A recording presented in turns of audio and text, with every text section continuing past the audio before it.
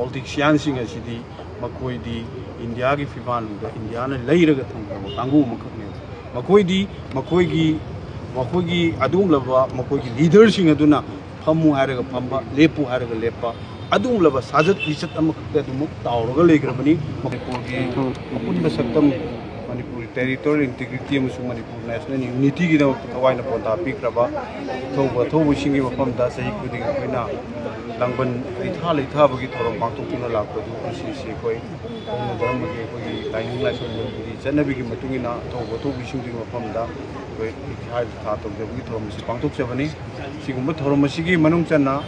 ai koi ojusi Manipur da sugumba sidagina sahi kumanga gi mamang da chobo miyam gi moment amaga loinana मियोई के आगे पुंसी पिखमना खरबा मतु सिदा सुंगासी फावदा मणिपुर या पुनबगी सक्तम मसुग मसुगी national unity सिदा singer party की उई सुदुमग लेप्तन लेरी बसिगी मरक्ता मणिपुर की मियामना मसी लेरी ब पुंसी महिंग सिदा इंडिया गवर्नमेंट ना लौरिबा अदुम द मसिगी रोल सिदी मणिपुर मियामना याम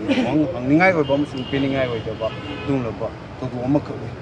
औकिबा 2023 की अदुम मेगी ओहुमदगी होरकिबा अदुम लबा चिन कुकी नार्को टेररिस्टिंग ना इंडिजिनस पीपल सिंगदा अखोई लांदा रखिबा अदुम लबा लांदा अदुगी मतुंगदा थोलैबा कन्फ्लिक्ट असिगी ngasi फावदा सही अहुम फारकदोरिबा सि फावदा इंडिया गवर्नमेंट ना माकी ओइबा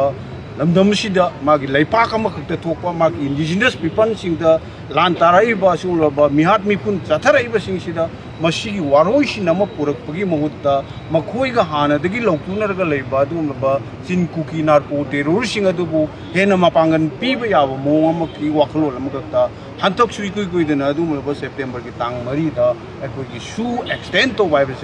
Manipur Myanmar among indigenous people na masi accept to bom thok ta masi amna strongly opposed to bom thok ba adung ba thogai mani maram di laurai ba asing mo khongthang asidi Manipur Myanmar ki ma ki leiba ki ma ki mission Myanmar sing adubu ngakpi sen bi bagi mohta madu nattaba kulai pai ba makoi ni yokhalaga thamba adung laba narco terrorist adubu da mapangan pirakanda mathauna pirakanda makoi sing adubu yoga thami habese makoi gi punna makoina yokanda yokhalaga thame habese antaki dum laba extension torokpasina Manipur Myanmar sun punamakta prithvi punamakta ekoi mai lana leira wafum ka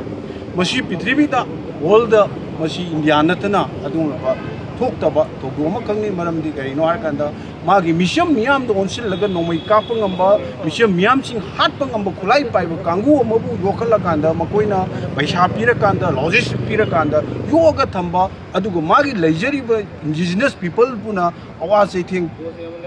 piba masibu koramba da fazil laga thamakanda ngasi chahi ahum farak laba fawda mapan thon bangam da hen thon bangam da Manipur miyam sing asigi apun bagi wakhalol asigi ona taina bada Manipur miyam si ola kanda magi praja sing su ola kanda makoi gi yokmi nari makoi gi chenmi nari kangu sing du dehna apangan pibu unga torei ba pia sa masi Manipur miyam na wakhal tamina bam sangi indigenous people puna mangna ikoi oirangli mi pham si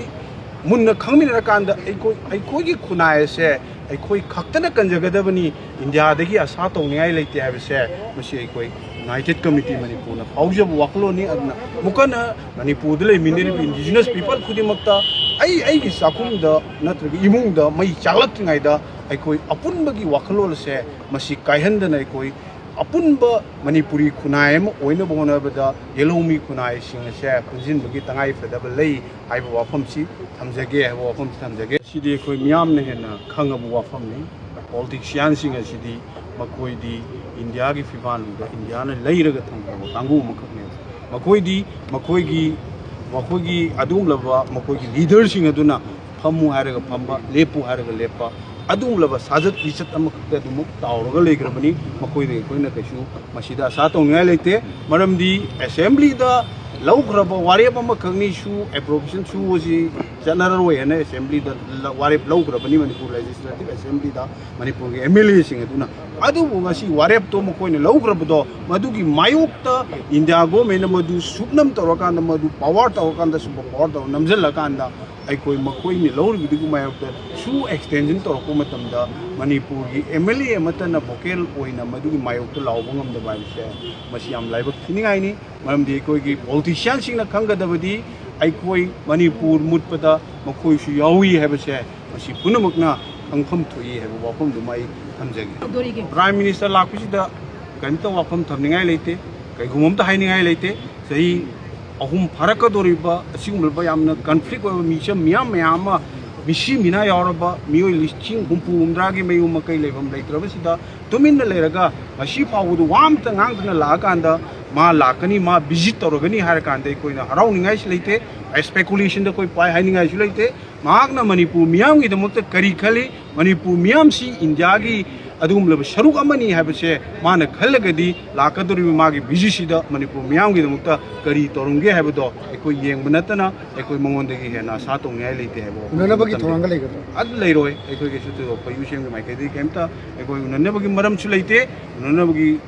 ꯍꯥꯏꯅꯕꯒꯤ ꯃꯔꯝꯁꯨ ꯂꯩꯇꯦ ꯃꯔꯝꯗꯤ ꯑꯩꯈꯣꯏꯅ ꯍꯧꯖꯤꯛ ꯌꯦꯡꯒꯗꯧꯔꯤꯗꯤ India ꯒꯣꯔꯃꯦꯟꯅ ꯃꯥꯒꯤ ꯑꯣꯏꯕ ꯋꯥꯈꯜꯂꯣꯟꯗ ꯂꯩꯄꯥꯛꯁꯤꯒꯤ ꯃꯤꯆꯝ ꯃꯤꯌꯥꯝꯒꯤꯗꯃꯛꯇ ꯀꯔꯤ ꯋꯥꯈꯜꯂꯣꯟꯗ ꯀꯔꯤ ꯊꯕꯛ ꯇꯧꯔꯛꯀꯦ ꯍꯥꯏꯕꯁꯦ ꯑꯩꯈꯣꯏ ꯌꯦꯡꯁꯤ ꯍꯥꯏꯕ ꯅꯠꯇꯅ ꯑꯩꯈꯣꯏ ꯀꯩꯝ ꯍꯥꯏꯅꯤꯡꯉꯥꯏ